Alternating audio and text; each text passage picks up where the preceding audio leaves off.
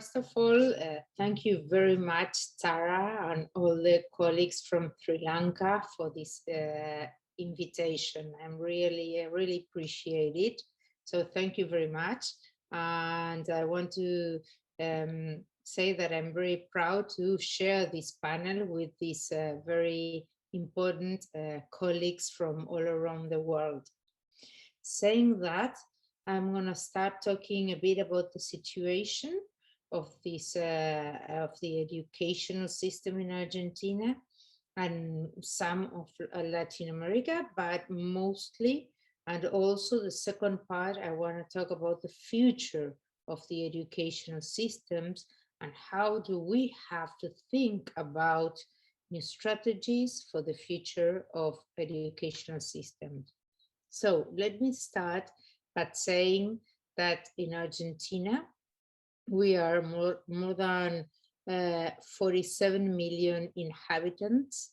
We have 11 million students and almost 1 million teachers or professors. So in order to know a bit about the scale in Argentina, because I think really scale has to do with strategies in policies. I mean, you cannot do the same strategy when you're talking about 3 million inhabitants, when you're talking about 40 millions, or when you talk about 300 millions. So we are in this, I mean, we have this 11 million students. We are a middle income country. And now the situation, it is getting worse in Argentina. We have 80,000 people who died from COVID, even though we are having now almost 20 million vaccines.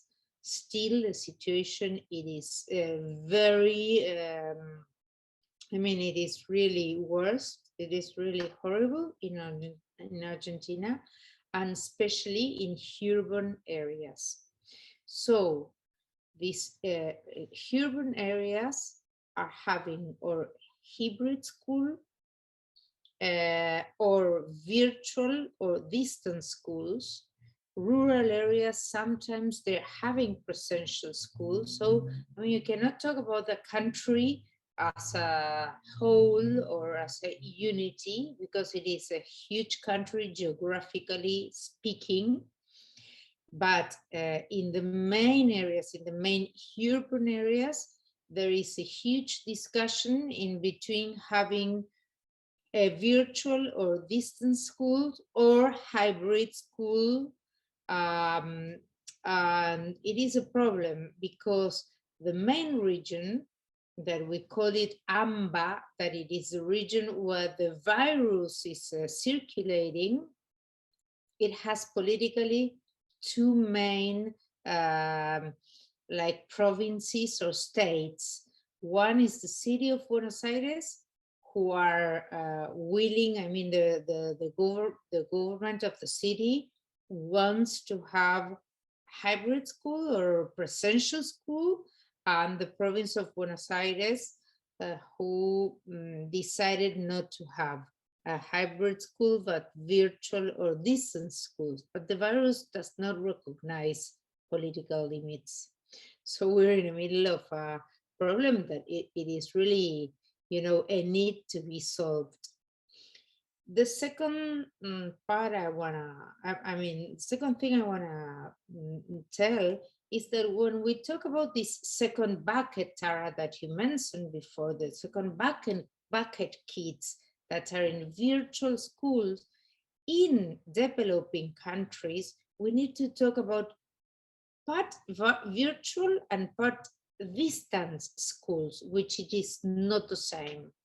Because in Argentina, 20% of the students, they have the possibility of synchronic education, meaning they have high-speed internet and they have a device for themselves. But the rest of the 80% of the children and the country has or asynchronic education, through WhatsApp or through Facebook, 60%, and then you have a 20% that only can get in touch with the teachers when each 15 days they go to the schools to take some like food to their homes, because they are poor, because they are sometimes starving. And in those, in those days, they like share like some, some meaning tasks, or some, they share something with their teachers, not mostly the kids, but mostly the the parents of the kids, or the family, or the significant others of those kids. But it is only one each 15 days that they have any contact with the school. And then you have the third bucket kids, which is even worse, because we have almost 1 million students that lost contact with the school. So this is the situation, and we need to, get better with this situation. As Tara said, I mean, we need the necessity of strengthening of the educational systems. And I think we need to recognize the inequity of education in between, not only inside the countries, but in between countries itself. For example, a country nearby Argentina, that is Uruguay, they do have connectivity, and they do have a device given by the state. So each kid has at least one, I don't know, one computer. In Argentina, for example, in my city, we gave books to the kids. I mean, math books, language books, or well, Spanish books, and social. But not all the kids in Argentina even have books to study. And we also gave them like, I don't know, like papers and pencils and colors to work, because the poverty is, getting worse each day. We have more than 50% of the children that are under the level of poverty in Argentina because of the pandemic now. So we need to do as much as possible to help them to have the material for studying. Okay, saying that, I want to talk about the future of education, and I really think we need to rethink about the future of education. First of all, we need to do some policies that are well known for all of us. That means technological infrastructure for all the kids. I mean, we really need to work in technological infrastructure. One device for each kid, and connectivity if possible. But at least with one device that can have the contents and everything, it'll be a great thing for improving the educational systems. I also think we need to work on connectivity, but it'll take a bit more time, because I mean, we don't have in some places the basic infrastructure. It is not a problem to buy the connectivity. It is a problem that there's no connectivity at all for anyone in some parts of the country. So also, I think for the future, we need to give all the kids books, because printed material is as important as electronic devices. But then we do not have to be like nostalgic or thinking that, okay, when we had presential school, everything was okay, because everything was not okay. And we need to think about a reorganizing, especially on secondary school in Argentina, at least, to think which are the most important contents we want or we need to teach. For example, everybody says that, or somebody says, kids are digital natives. Well, they are not. They have a better instrumental managing of technology, but instrumental managing of technology does not mean at all that they know what like a digital print is, what means like free software, like the difference in between private software and free software. They do not know what is big data.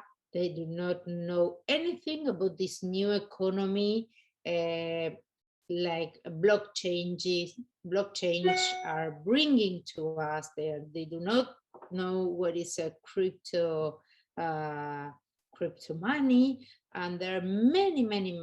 They do not know how to program, for example.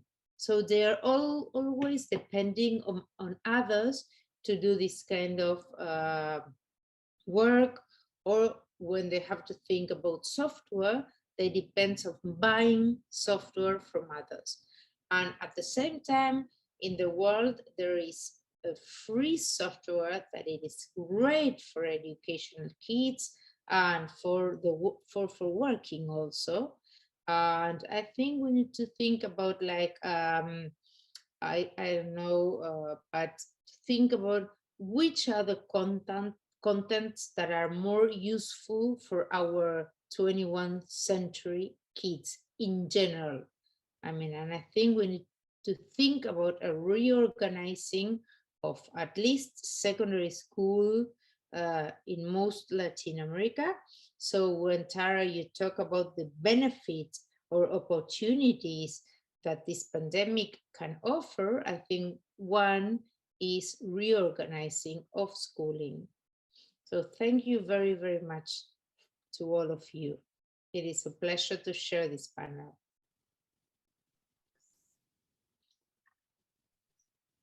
Thank you very much, Silvina.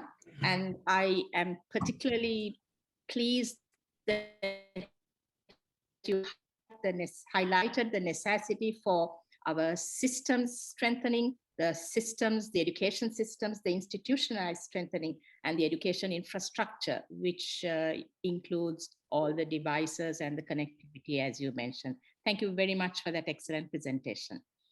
I'm now going on to invite Professor Iza Oplatka. He's a professor of educational administration and leadership at the School of Education in Tel Aviv University, Israel. Professor Oplatka's research focuses on the lives and career of school teachers and principals, educational marketing, emotions, and educational administration, and the foundations of educational administration as a field of study. His most recent books include Reforming Education in Developing Countries, published in 2019. With that, over to you, Professor Oplatka. Thank you very much for joining us. Thank you very much. I'm very glad to be here with you on this weekend. I would like to share. Can I share my slides? My PowerPoint? Yes. Please do, yeah. Can you hear? Can